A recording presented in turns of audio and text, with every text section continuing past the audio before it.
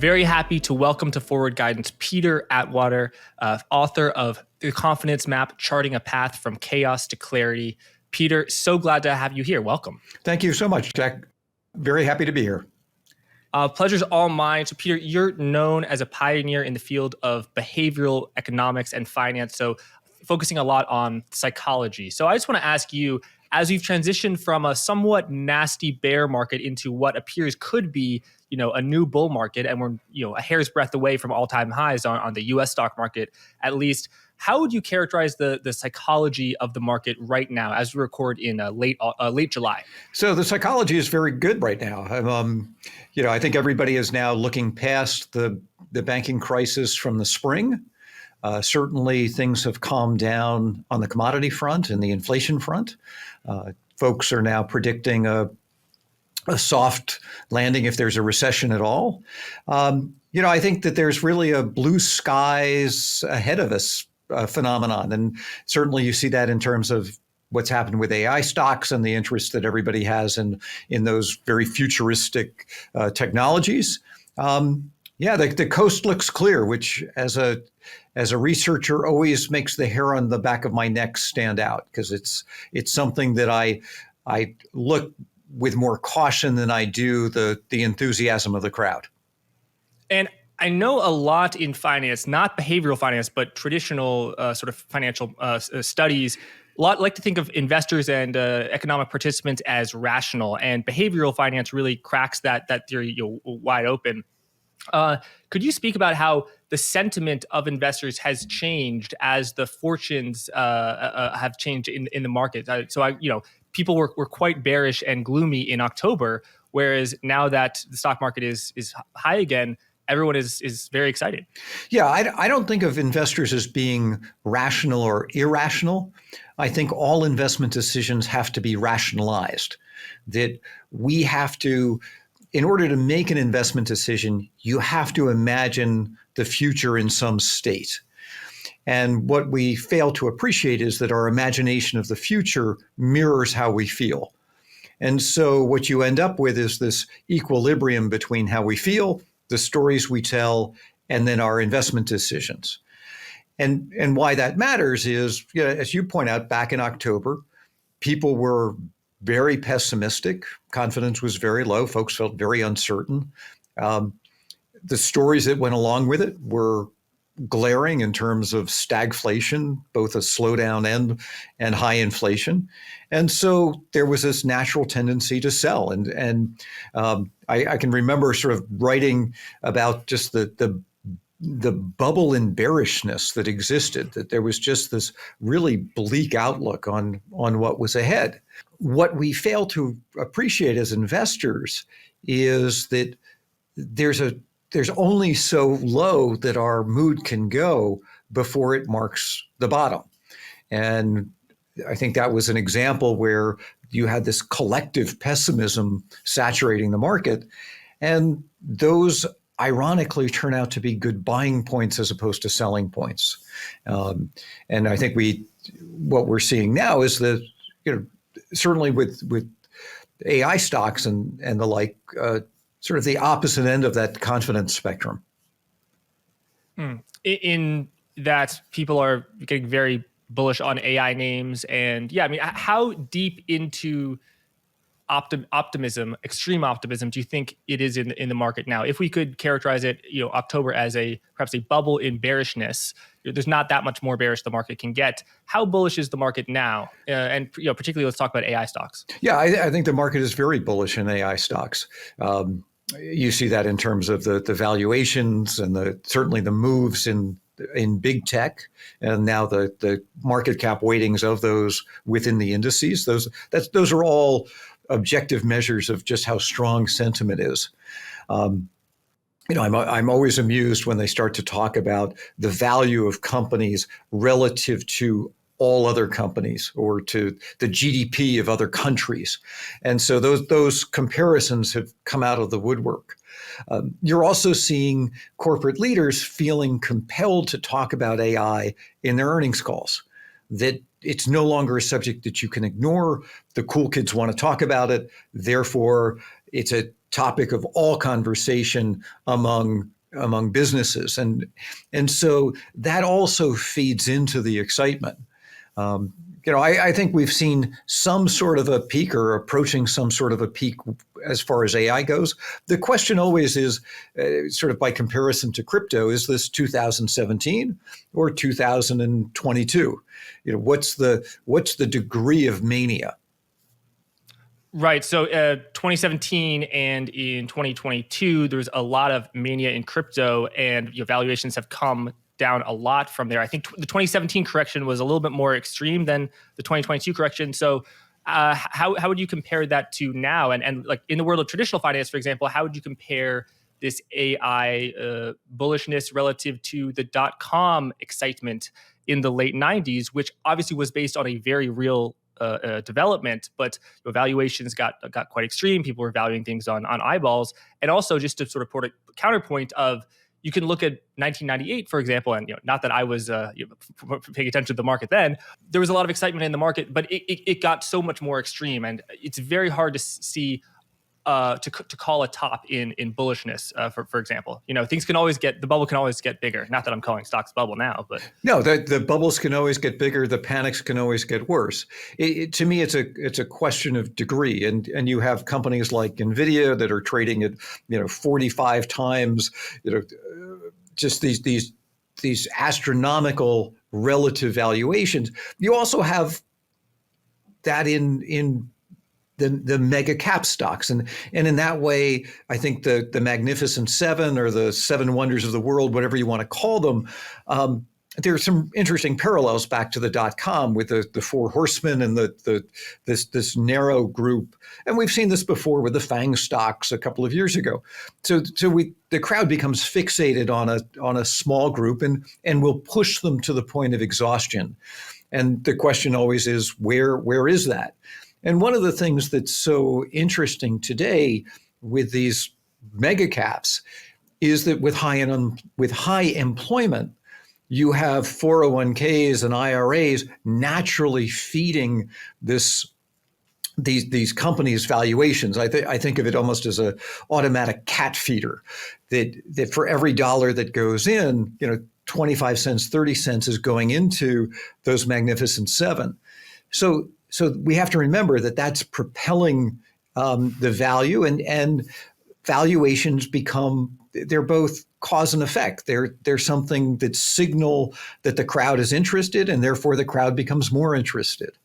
But again, is this 1998 versus 2000? I think for investors, that difference over a long period of time doesn't matter. I think that the reality is we're approaching the goal line, and are we on the 10-yard line, the 5-yard line? It doesn't really matter. I mean, there's a lot of other field behind this that eventually you'll be able to play. There's a lot of people in my business, so financial media, particularly on YouTube, folks are pointing out how they made videos in January of this year that were saying, you're going to lose money in stocks, blah, blah, blah, blah, blah, because the sentiment was so bearish. And now that the market's up, they're saying this is how you can make money in stocks. And so people are kind of chasing the narrative. Do you think it's just in human nature that the crowd will always, in aggregate, be most bullish at the top and most pessimistic at the bottom? And there's nothing really that can change that, over decades. No, I don't think anything changes it. I mean, we don't learn. We experience this over and over. And I think it's interesting that you talk about all of these videos, the proliferation of videos, because those, to me, are also a very useful sentiment metric. And what is it that people are filling TikTok videos with, or YouTube videos? Because we like to follow things that are relevant and resonate with us. And I always think that what we choose to watch is a really unappreciated measure of our own mood. That we're not going to sit there and listen. If we're extremely confident, we're not going to listen to a video that's incredibly pessimistic. It's like paying attention to the guy with a sign on the street that says the world is coming to an end. We're going to laugh at those folks. And so we as investors need to appreciate that what we're watching, what what feels right to us is nothing more than a mirror of how we ourselves feel. And that changes over time. And when I see, as you talk about, back in December, I mean, remember too that was a time when nobody thought Elon Musk could do anything right. I mean, it was a real comeuppance for him. And I think that there may be no individual whose ebbs and flows mirror investor sentiment today like Elon Musk. We love him at the top, we revile him at the bottom, and he's somebody who has been at this intersection of all of the very exciting technology phenomenon in this cycle: EVs, solar, space, AI, crypto. I mean, he's sort of the Kevin Bacon of everything that we love. And so you can use him as your own indicator of how the crowd feels. Are we celebrating him, or are we really condemning him? And today he seems to be in very good form. People seem to be really appreciative of all that he's doing. Tesla's up. His SpaceX valuations are way up. I mean, you can see this in sort of the halo effect of Elon Musk. Yes, and the ultimate example of that for me was in November or December when people I followed on Twitter were talking about how Twitter was going to crash and no one was going to use Twitter. But then the next day, I would see them posting on Twitter, and I knew that they would be wrong. Yeah. I just had a feeling. So I want to ask you about valuations based on the discount rate. This theory, this model that stocks, all assets valued on how much money they can return to you in the future, and those should be valued based upon what you can get for a risk-free asset such as a treasury, a 10-year treasury, for example. So, when interest rates were at zero, it made a lot of sense to invest in unprofitable technology stocks where all the gravy was kind of well in the future. But when interest rates, if they went to 5%, it would be Armageddon for those type of stocks. And it was Armageddon last year, but it no longer is. And actually, we're seeing those growth stocks grow really well. So is this whole technology stocks and growth stocks do well with low interest rates and they don't do well with high interest rates? Is that just a nice story, or do you think there's something there? So I teach a class on financial economics where we go through all of the objective calculations, and it's one of the most difficult classes for me to teach because I can do the math all day long, but I don't really believe it. I don't believe that the crowd, when the crowd behaves, is at all capable or interested in that level of complexity. I believe fundamentally that crowds can only use system one thinking, our simplest, laziest thoughts. And so while there may be groups of investors who rely very heavily on free cash flows and discounted values, the crowd isn't really going to move one way or the other based on those changes. What you see, though, is those then become useful stories that the crowd will use to support their positions. So to your point, low interest rates great for everything, high interest rates bad for everything, and that's a very common thing that I see, where we will come up with the simplest, most obvious connections in order to justify our positions. What we forget, though, and I think this was something that was really overlooked back in early 2021, was that you had this peaking in sentiment in both stocks and bonds at the same time. You had trillions of dollars of negative yielding debt at the same time we were racing into SPACs and NFTs. And so investors' supposedly well-diversified portfolios weren't diversified at all when it came in terms of sentiment. And so what we saw in 2022 was a concurrent drop in sentiment in both stocks and bonds, whose stories then fed upon itself. So the higher rates went, the worse stocks got, the less interested people had in owning bonds, which then fed into this cycle of pessimism that was reinforcing both behaviorally and in terms of the narratives. Yeah, that makes sense. So moving on to the economy, not just markets, a recession in 2023, I think in 2022 was widely anticipated by many in the market. I always like to say that I think the Bloomberg had a recession odds probability calculator, and it was at 99% that we would have a recession in the US. Obviously, the US economy has proven much more resilient. And so I can see how in financial markets, if everyone's bearish, there's no one left to sell, so that it'll be upward pressure on the market. Whereas if everyone's bullish, there's no one left to buy, so it will be downward pressure or less bullish pressure on the market. But in for an economy, is there the reverse thing where if everyone is pessimistic, they're not going to buy things, they're not going to borrow money, they're not going to go on that trip, that vacation, and it actually can become a self-fulfilling prophecy. And also, depending on your answer on that, what do you think of the fact that so many were pessimistic on the economy last year, and those fears have been proven to not be true, at least so far? Yeah. So when it comes to recessions, we're really poor at predicting them and experiencing them. We will say that the recession is going to be horrible ahead when we're in the midst of it. And I'm a big believer that the best indicator of a recession ahead is the fearlessness with which we approach a recession. So if nobody believes a recession is coming, I can assure you that a recession is coming, and it's likely to be far deeper than we imagine. Why? Because our behaviors in that moment are setting it up. We're doing things with feelings of invincibility where we're not paying a lot of attention. We're taking, bigger risks in more things, and so that's what sets up the recession. And to your point, back in October, particularly late summer, everybody was convinced the recession was coming. And it's like, no. If everyone believes it's coming, it's not going to. It's a weird Godot, phenomenon where that we routinely get this wrong. And so I wasn't at all surprised that we were going to come out of it far better than people imagined, because we were already living it in terms of sentiment. I think Kyla Scanlon had it perfectly described when she called it a vibe session. We were living it as if it were real.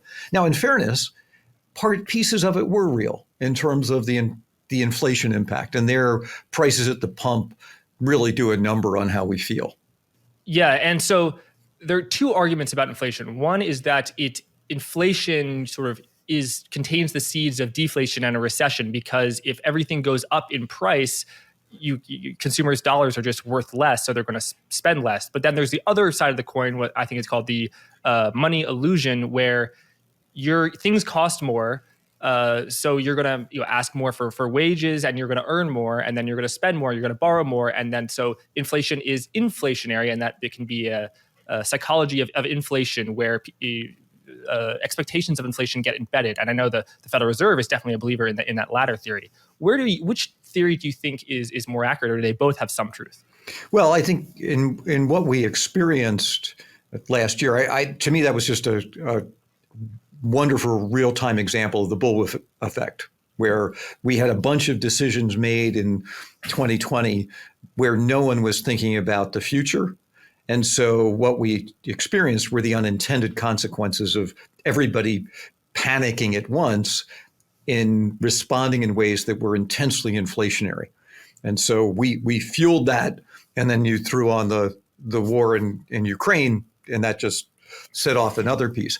I think the Fed is still fighting the 1980s war. They are terrified of inflation becoming embedded in the psychology, and I think in some ways that's good, and in other ways it's bad. To me, the pernicious aspect of inflation is its psychological contribution to our feelings of uncertainty and powerlessness. With scarcity comes a feeling that we're being imprisoned by it. And what's so interesting about this cycle is there were not the shortages behind it that we were looking to from the 1980s. I mean, the United States particularly is far more energy independent than it used to be. And, we're, in terms of agricultural commodities and energy commodities, we're in far better shape than the crowd gave us credit for.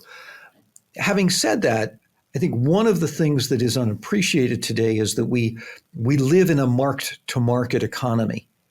The speed at which sentiment in the markets translates into prices and then into the economy is faster than ever before. And you really saw that when Russia invaded Ukraine, and the speed at which the commodities market price changes were hitting us at the pump.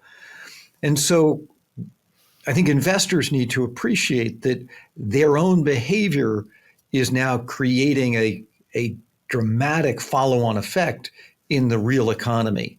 And this proliferation of ETFs enables us to bet high or low in everything. Yeah, that's such a great point about oil. At the time when the price of oil spiked there, I think that this mainstream view interpreted it as a legitimate supply crisis. If all these oils a barrel have been taken off the market, whereas I think now in retrospect, it's seen that it was just trading. Oil was trading at a geopolitical premium. In other words, it was speculators who were pushing the market up because everything has become so financialized. Peter, I want to ask you about your book, the Confidence Map. So what motivated you to write this book? And also, what is the Confidence Map? Sure. So I wrote this book as a result of years of teaching and researching confidence. And I think that confidence is one of those words that we overuse and at the same time have no idea what we're talking about when we use the word.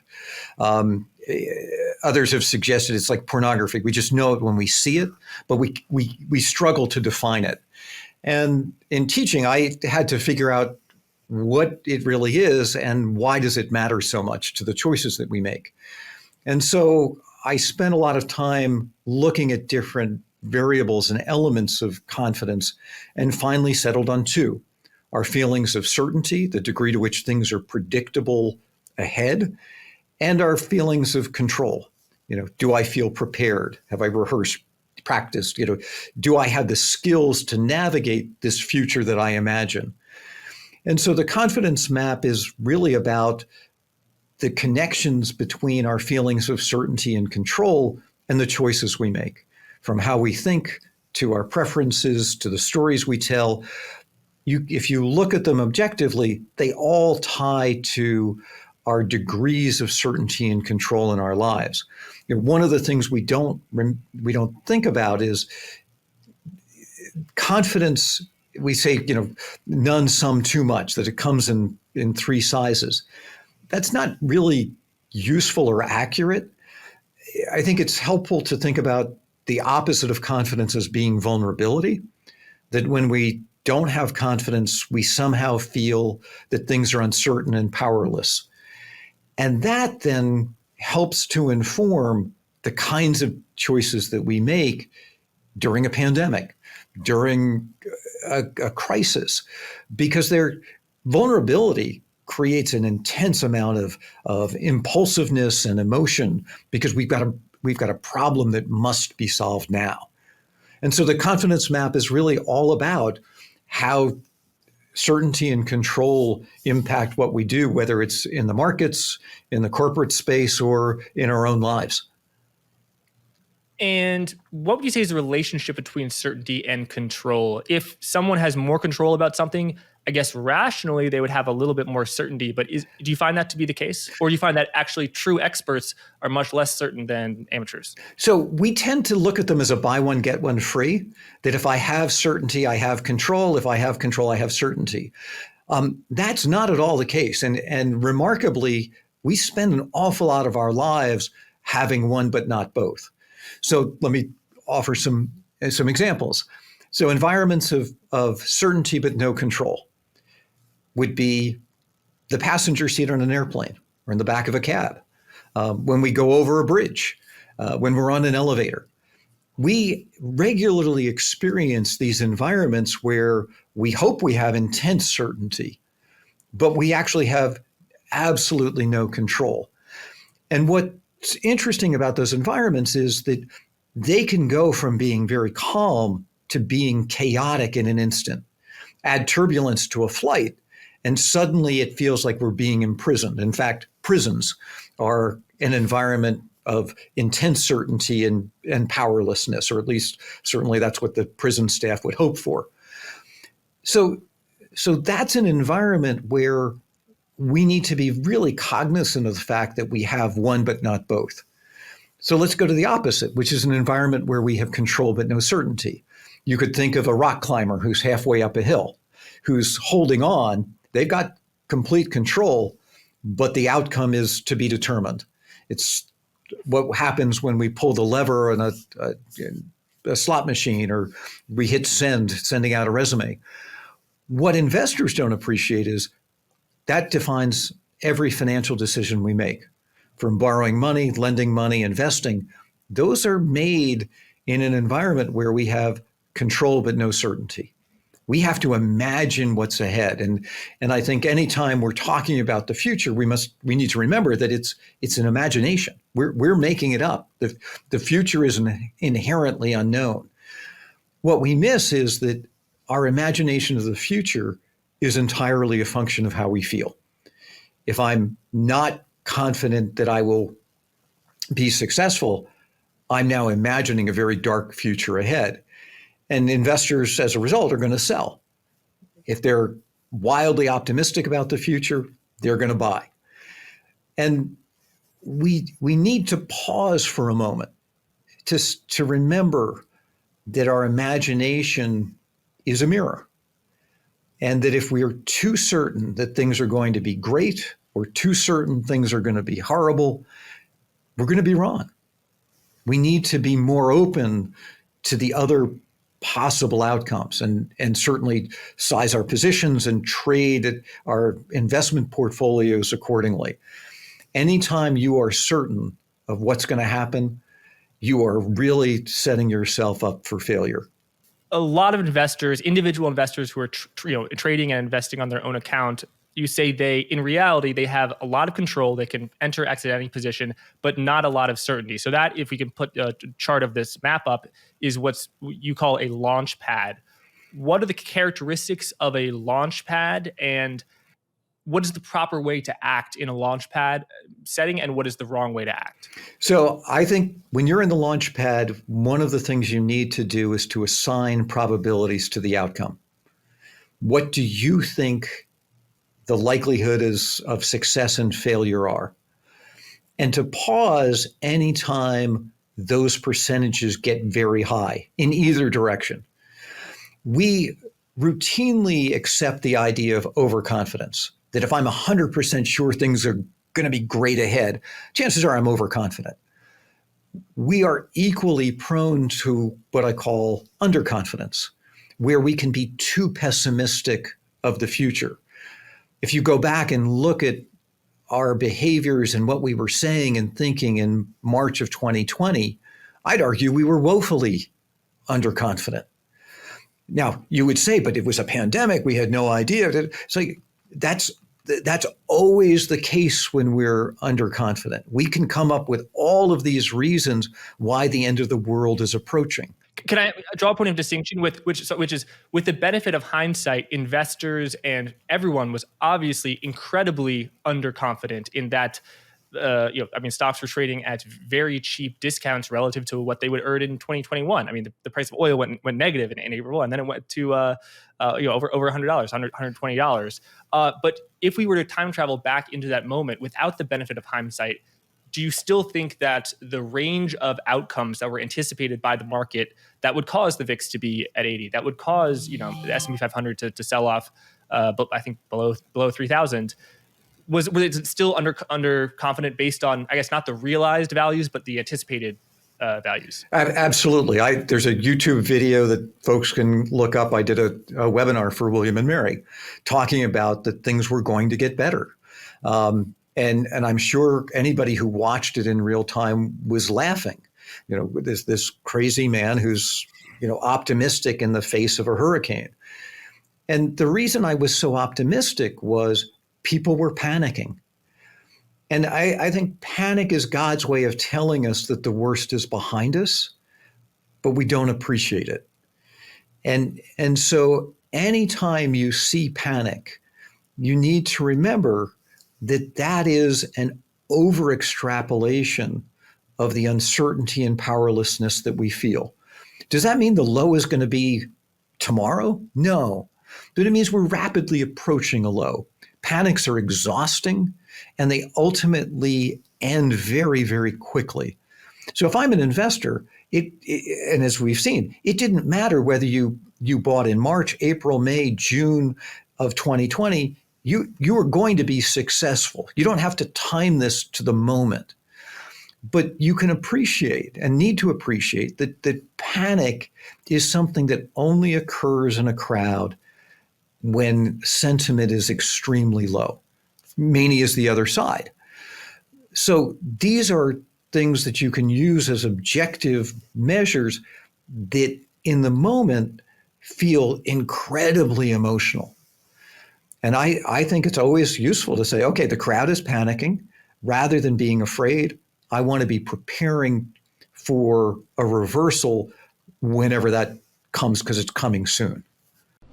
Sorry to interrupt. Wanted to let you know about Blockworks' upcoming crypto event, Permissionless 2. This ultimate DeFi gathering will be taking place in Austin on the 11th to the 13th of September 2023.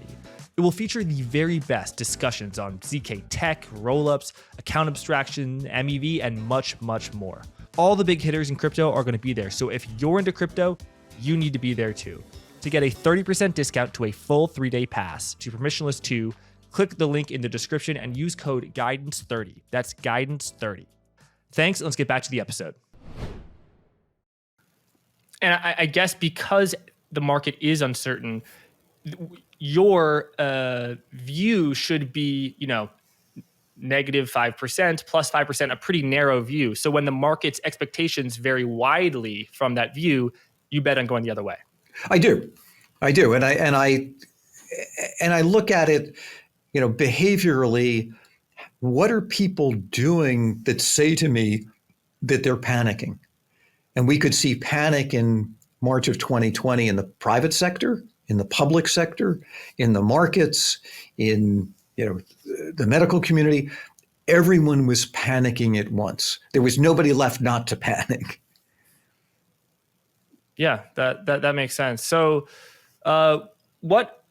So are all investors in the launch pad where they have a lot of control but no certainty, or they should have no certainty, or are there any who are in the other three boxes? So what's interesting is once we make the choice, we immediately move into the passenger seat where we have, again, we hope, certainty, but we have no control of the outcome. This is particularly true for passive investors, where they are counting on the markets themselves to provide the certainty. And the certainty is, that's the promise is that markets always eventually go up. And that's a belief that passive investors and the proponents of passive investing are resting all of their stock in, that amid the twists and turns, the outcome will always be positive. And that's no different than people on an airplane who are counting on all of the data that says this airplane is safe and that 99.99999% of the time we will land at the airport on the other side. That degree of certainty is itself something we need as investors to be careful about. Because when we all believe that to be true, funny things happen. We can overbelieve the story. And we saw this in real estate in 2007. Home prices only go up was the mantra. And then people were speculating wildly on that behavior. So we need to listen to what's the promise, that very simple truth that everybody is committing to, and being careful to fact check it. Is this really the case? Yeah, so the belief that the stock market only goes up is obviously not true, and if people believe that that can be very dangerous because as soon as the stock market goes down, they can get worried and sell.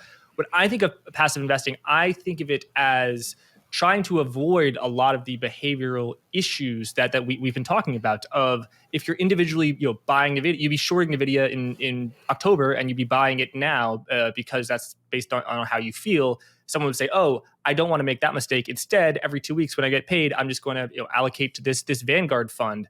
And I think even professional investors, the track record in trying to beat the index is not great, at least in equities, for a lot of the reasons that you talk about. So, do you think that it's the type of thing where first of all, do you agree with my characterization that passive investing can try and get away from those behavioral fallacies? Because dollar cost averaging every 2 weeks and never selling, that is much better than listening to all financial media and getting super bullish and in a manic way and then super bearish in a pessimistic way. Absolutely, it prevents you from meddling at precisely the wrong moments, which is when you will meddle. So I absolutely agree with you on that. If you don't have the discipline to sell high and buy low, passive investing is a good alternative.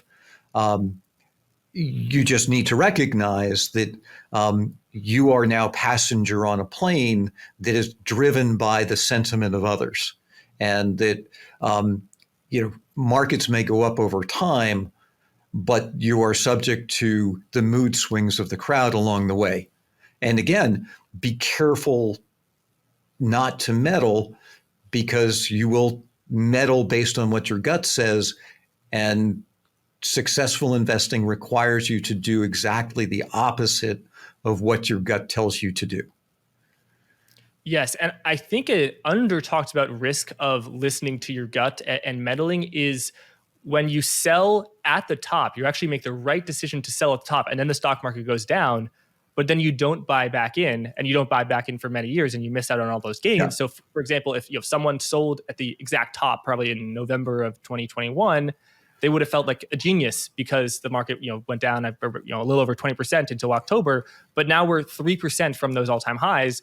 And I actually think if you've been dollar cost averaging, you actually would have made money, and also you get paid the dividends. So, is studying the sort of behavioral fallacies? Do you come to the conclusion that really the market goes up over time, and that the greatest failure is people being too bearish in the long run?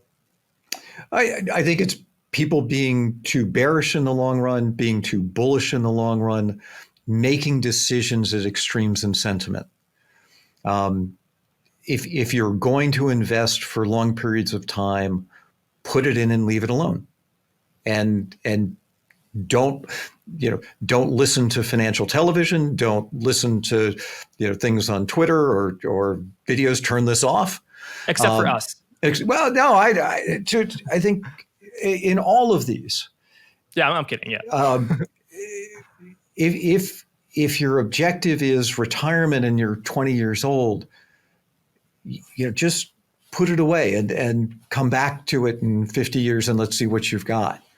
But I think that we become so impulsive at extremes in sentiment that we undo the good plans that we have. And I often tell investors, write yourself a letter, the letter you would write to you when the market is down 25, 30, 50%. What's the message you want to send to you? So that you can remember what it was you were instructing yourself to do. And the same thing, when the markets have gone haywire and everything you're listening to is talking about unicorns and rainbows ahead. Peter, just scanning the investment universe, so anything in stocks, anything in bonds, private equity, stocks all around the world, what really stands out to you as an extreme in sentiment right now? And I'll give you an example. You definitely please pick something else. But for example, right now people are pretty bullish on Japanese stocks and very bearish on Chinese stocks. That's just to give an example. So what in the entire investment universe really stands out to you as an extreme in sentiment?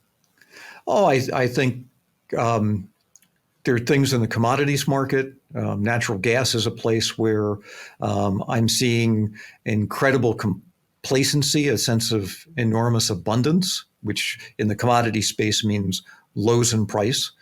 Yeah, I would agree with you in the this interesting split in China and Japan.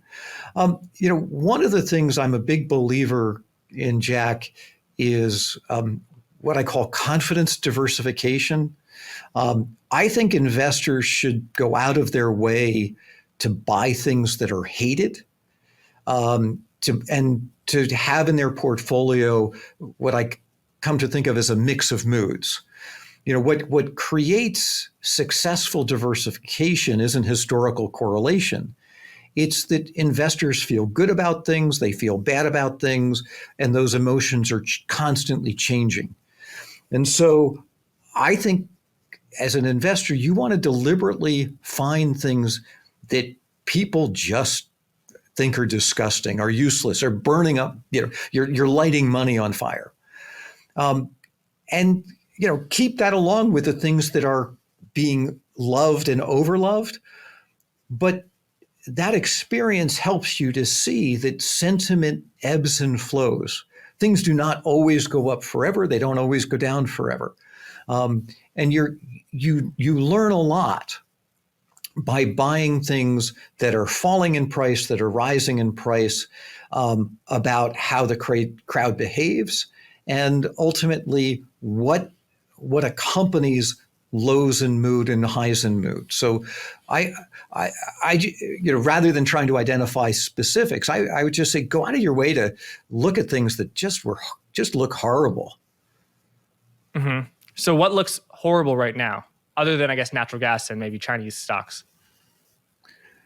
Some would say that the regional banks have looked really bad. We'll see. I mean, they certainly looked horrible back in March. That to me would have been a time to be excited because everybody's, laughing at just, what's going to be the next bank that fails.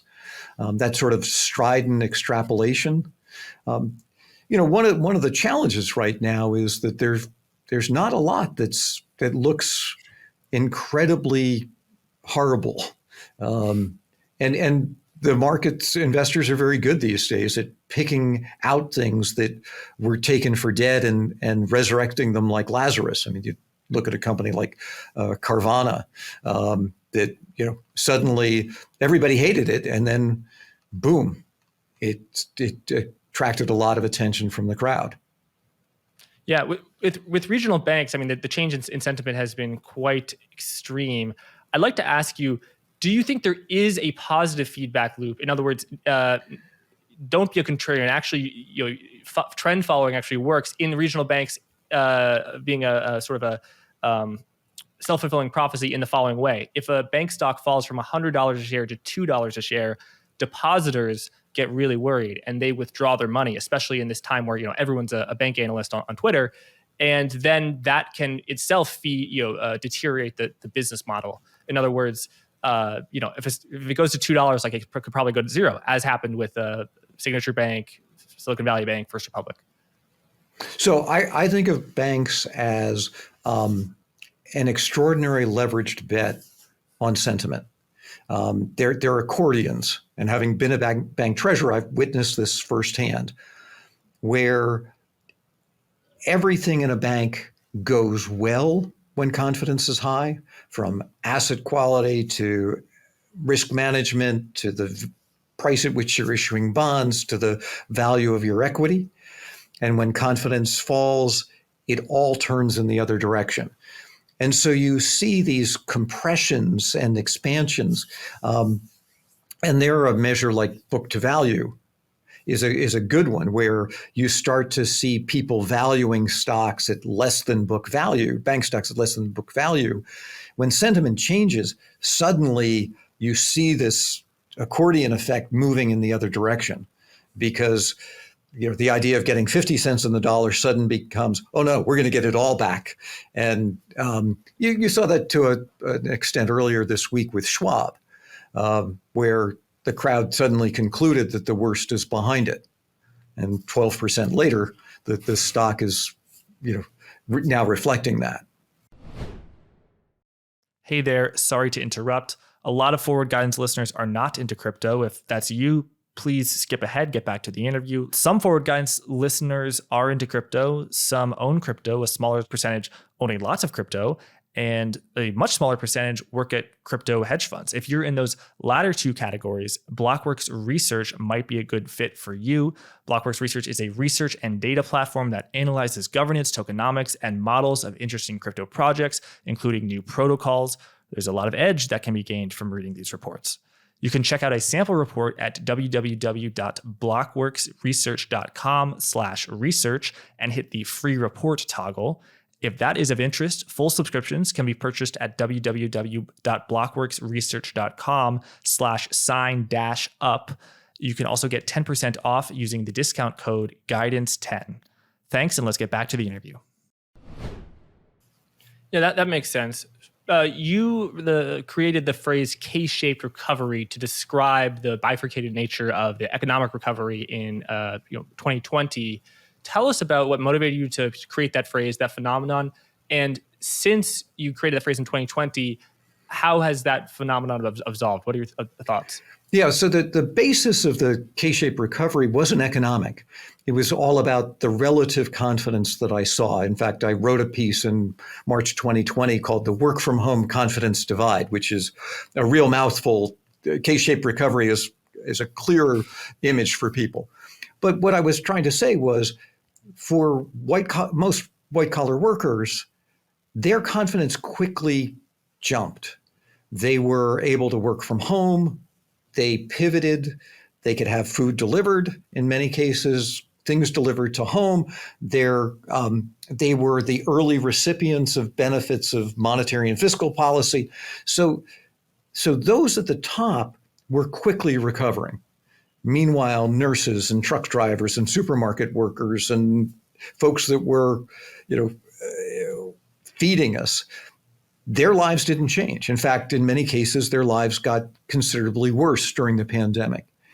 And so what I was trying to capture was this two-tiered nature of the US economy that would develop based on the relative confidence that I observed. So let's fast forward to today.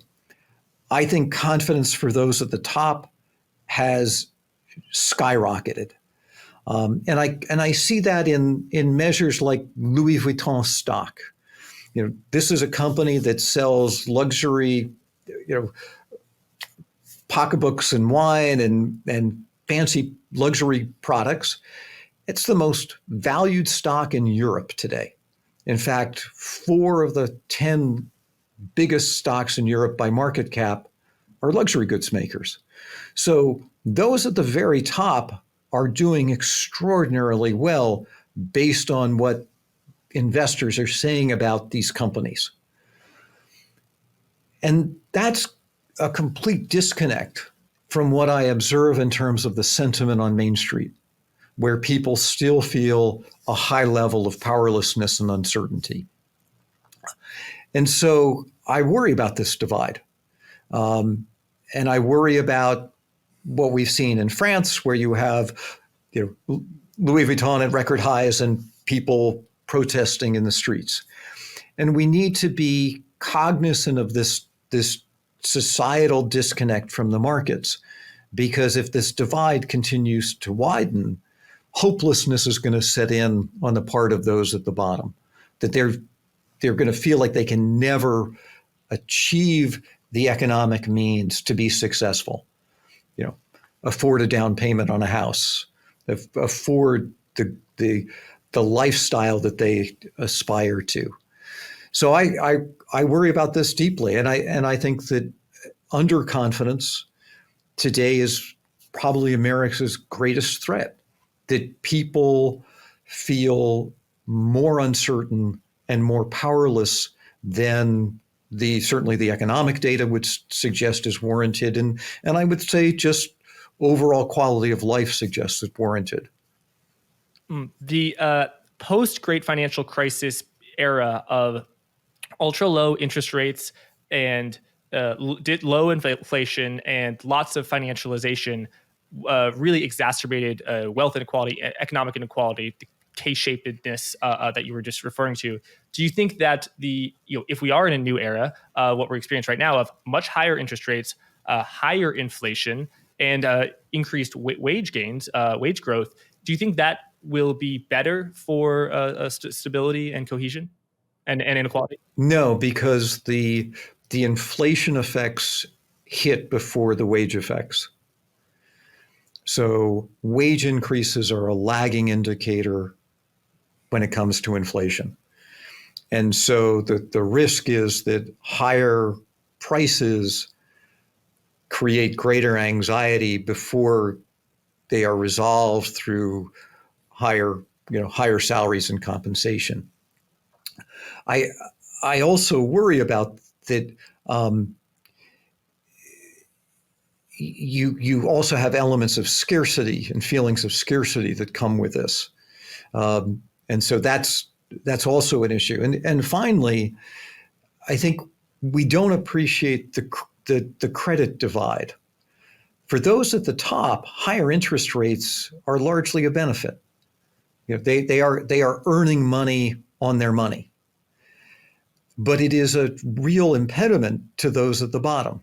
And we've seen that, if you look at the cost of a new car for somebody who's borrowing today versus 2 years ago, you can see just how pernicious that inflationary price is. So I wish that wage gains would get ahead of inflation, but that's never going to happen.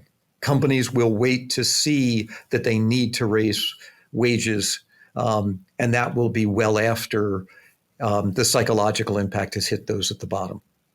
What about the very low unemployment rate, which on the margin gives workers more leverage over their employers than when the unemployment rate is very high, and employers can really kind of pick whoever they want?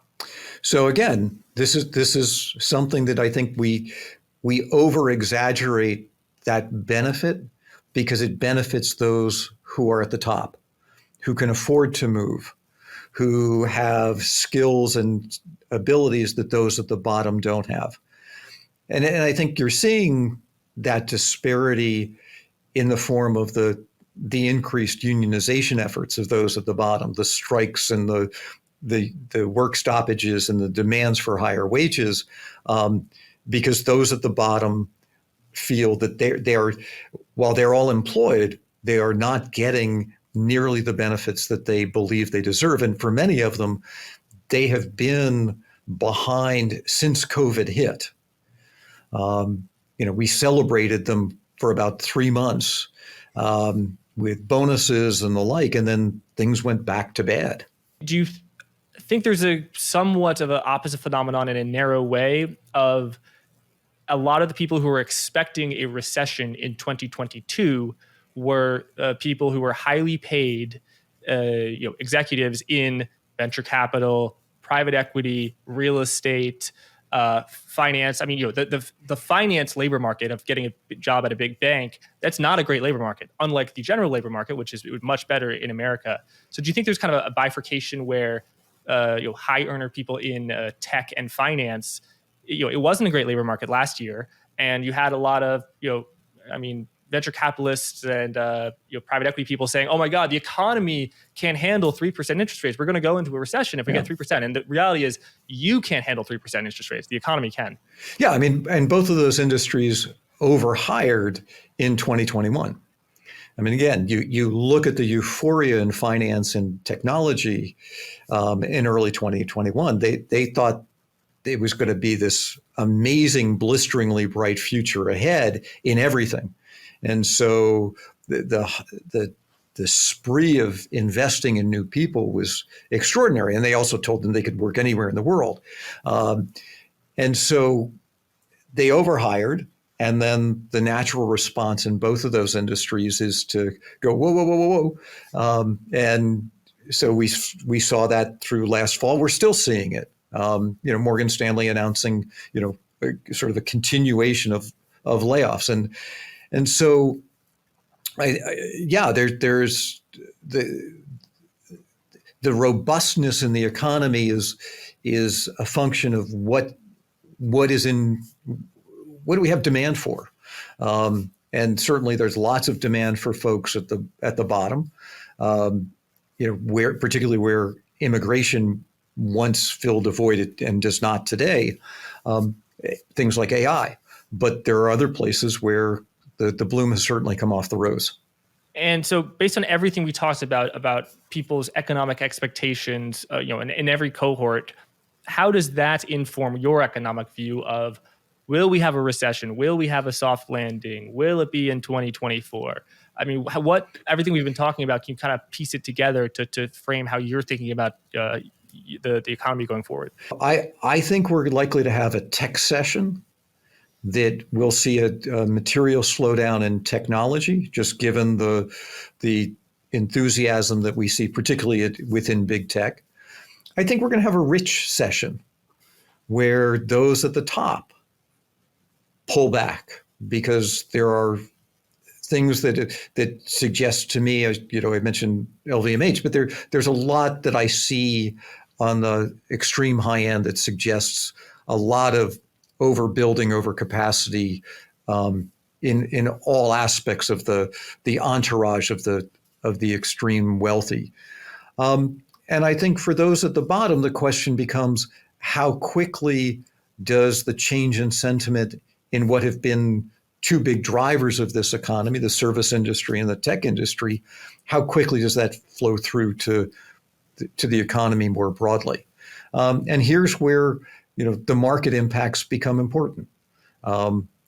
If we see an exogenous event and you start to see a response in the commodity market, then the impact is going to be very high to those at the bottom very quickly. So you think, to some degree, the K-shaped recovery, that bifurcation could get a little bit better? Yeah, I think it's reached a point where, there's almost like alligator jaws. Something's going to cause this to close. Got it. What would you say is the psychology of the Federal Reserve? Are they in the passenger seat, the comfort zone, the stress center, or the launch pad? How would you assess their level of control and their level of certainty? I think of the Fed as a crowd-following organization. And that's true of all bureaucratic bodies, not just the Fed. They watch and respond and try to mirror their actions to what they think the crowd is looking for. They will all deny that and use language like data, we're data driven, but when you look at look at Fed funds hikes relative to the T-bill market, it becomes pretty clear that they follow. And we should expect that of big institutions. They can't move nearly as quickly as the crowd, particularly today. And I don't think we have policymakers who appreciate the speed at which the crowd can move and the degree to which changes in sentiment are now translating into changes in behavior. I think this spring should have been a far greater wake-up call for the financial system than it was. That you can. In what way? Between social media, the mainstream media, and whether it's online trading or online banking, our emotions are now moving to action like never before. And I'm a bit of a financial historian, and I'd like to go back to the Panic of 1857. Why? Because it was a panic that was far faster than any panic before it. The prior panic was in the 1820s, and it took weeks, months to play out. The Panic of 1857 took days, maybe weeks. And what was the difference? The telegraph. The earlier one, news traveled by mail. News traveled by telegraph. And if you look at the advancements in technology, telephone, radio, television, the internet, now social media, the speed at which the message moves and the breadth to whom the message moves is like never before. And so you pair that with 24-hour trading and online banking, we can move money faster than people realize there's a problem. I joke now that if there's a line outside of a bank, the problem is done. I mean, that's now a lagging indicator, where in the past it was a leading indicator, because the money that's going to move has already moved. And I don't think investors and certainly policymakers appreciate what this means from a risk management standpoint. How do you capitalize a bank adequately with that kind of behavioral trait present, where you can drain a bank as they did with Silicon Valley in the span of 24 hours. We need to rethink that, and same thing with the circuit breakers and the market liquidity overall. And I would just tell investors, size your positions, realizing that things will move much faster than you ever imagined. So do you think that another failure of a substantial bank is an underappreciated risk in the market? Yeah, and I think a market closing panic is a much greater risk than is thought to be the case today. And I'm not trying to be. Yeah. I mean, we saw the other side of this during the meme stock mania, where you could take anything and make it go up 50, 100, 300%. So we've seen both ends of this play out. Peter, how do you assess the exceptionally dire calls about the commercial real estate industry, particularly offices, where, as we referenced earlier, a lot of people are more working from home. So, some of these office buildings are being sold at distressed prices. And it's a thing where the fundamentals don't look great, to put it mildly, but at the same time, it's so well advertised and so many people are talking about it that, based on your sentiment framework, you actually say, hey, actually, maybe people are too worried about this. What do you think? So I look at all of this language and say, is it fully reflected in price? And my response is no. If this is as bad as people are saying it is, I don't see that in prices at all yet. Do I see it in isolation? Yeah. Those things that are trading from seller to buyer, yes. But I don't see a broad awareness that has translated to widespread pricing to reflect the kind of dire prognostic, the forecasts that are being put out there. What about the general principle of when everyone's freaked out about something, fade it and go the other way? When I look at freaked out, I want to see that behaviorally.